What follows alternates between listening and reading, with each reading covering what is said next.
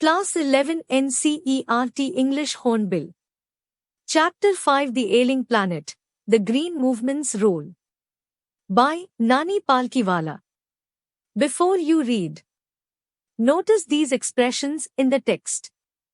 Infer their meaning from the context. A holistic and ecological view. Inter alia. Sustainable development. Decimated. Languish. Catastrophic depletion. Ignominious darkness. Transcending concern. The following article was written by Nani Palkiwala and published in the Indian Express on 24 November 1994. The issues that he raised regarding the declining health of the earth continue to have relevance. Now, let's start. One cannot recall any movement in world history which has gripped the imagination of the entire human race so completely and so rapidly as the Green Movement, which started nearly 25 years ago. In 1970, the world's first nationwide Green Party was founded in New Zealand. Since then, the movement has not looked back. We have shifted, one hopes, irrevocably, from the mechanistic view to a holistic and ecological view of the world. It is a shift in human perceptions as revolutionary as that introduced by Copernicus, who taught mankind in the 16th century that the Earth and the other planets revolved round the Sun. For the first time in human history, there is a growing worldwide consciousness that the Earth itself is a living organism, an enormous being of which we are parts. It has its own metabolic needs and vital processes which need to be respected and preserved. The Earth's vital signs reveal a patient in declining health. We have begun to realize our ethical obligations to be good stewards of the planet and responsible trustees of the legacy to future generations. The concept of sustainable development was popularized in 1987 by the World Commission on Environment and Development. In its report, it defined the idea as development that meets the needs of the present, without compromising the ability of future generations to meet their needs, i.e., without stripping the natural world of resources future generations would need. In the zoo at Lusaka, Zambia, there is a cage where the notice reads, "The world's most dangerous animal."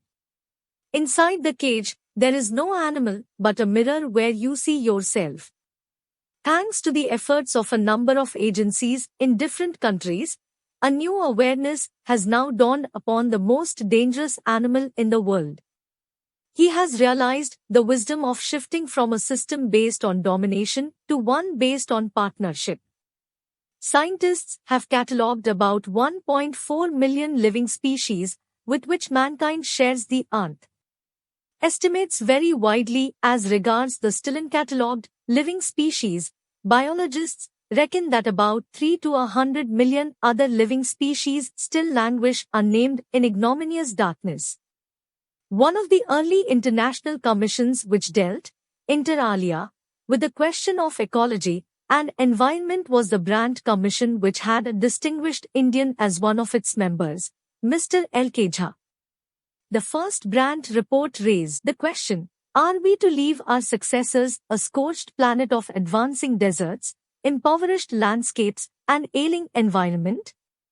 Mr. Lester R. Brown, in his thoughtful book, The Global Economic Prospect, points out that the Earth's principal biological systems are four: fisheries, forests, grasslands, and croplands, and they form the foundation of the global economic system.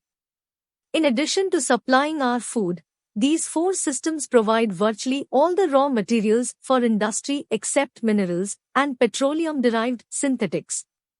In large areas of the world, human claims on these systems are reaching an unsustainable level, a point where their productivity is being impaired.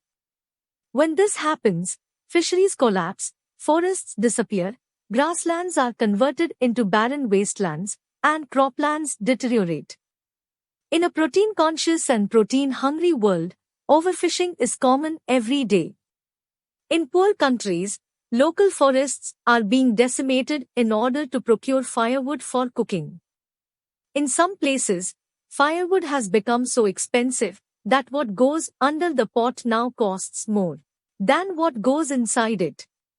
Since the tropical forest is, in the words of Dr. Myers, the powerhouse of evolution, several species of life face extinction as a result of its destruction. It has been well said that forests precede mankind, deserts follow. The world's ancient patrimony of tropical forests is now eroding at the rate of 40 to 50 million acres a year, and the growing use of dung for burning deprives the soil of an important natural fertilizer. The World Bank estimates that a five-fold increase in the rate of forest planting is needed to cope with the expected fuelwood demand in the year 2000. James Speth, the president of the World Resources Institute, said the other day, "We were saying that we are losing the forests at an acre a second, but it is much closer to an acre and a half to a second." Article 4(8) of the Constitution of India provides that the state shall endeavour to protect and improve the environment and to safeguard the forests and wildlife of the country. But what causes endless anguish is the fact that laws are never respected nor enforced in India. For instance, the Constitution says that casteism, untouchability and bonded labour shall be abolished, but they flourish shamelessly even after 44 years of the operation of the Constitution. A recent report of our Parliament's Estimates Committee has highlighted the near catastrophic depletion of India's forests over the last 4 decades. India, according to reliable data, is losing its forests at the rate of 3.7 million acres a year. Large areas, officially designated as forest land, are already virtually treeless. The actual loss of forests is estimated to be about 8 times the rate indicated by government statistics. A 3-year study using satellites and aerial photography conducted by the United Nations warns that the environment has deteriorated so badly that it is critical in many of the 88 countries investigated. There can be no doubt that the growth of world population is one of the strongest factors distorting the future of human society. It took mankind more than 1 million years to reach the first billion. That was the world population around the year 1800. By the year 1900, a second billion was added, and the 20th century has added another 3.7 billion. The present world population is estimated at 5.7 billion. Every 4 days the world population increases by 1 million. Fertility falls as incomes rise, education spreads, and health improves. Thus development is the best contraceptive. But development itself may not be possible if the present increase in numbers continues. The rich get richer, and the poor beget children, which condemns them to remain poor. More children does not mean more workers, merely more people without work. It is not suggested that human beings be treated like cattle and compulsorily sterilized. But there is no alternative to voluntary family planning without introducing an element of coercion. The choice is really between control of population and perpetuation of poverty. The population of India is estimated to be 920 million today, more than the entire populations of Africa and South America put together. No one familiar with the conditions in India would doubt that the hope of the people would die in their hungry hutments unless population control is given topmost priority. For the first time in human history, we see a transcending concern, the survival not just of the people but of the planet. We have begun to take a holistic view of the very basis of our existence. The environmental problem does not necessarily signal our demise, it is our passport for the future. The emerging New World Vision has ushered in the era of responsibility. It is a holistic view, an ecological view, seeing the world as an integrated whole rather than a dissociated collection of parts. Industry has a most crucial role to play in this new era of responsibility. What a transformation would be effected if more businessmen shared the view of the chairman of DuPont, Mr. Edgar S. Woolard, who, 5 years ago, declared himself to be the company's chief environmental officer.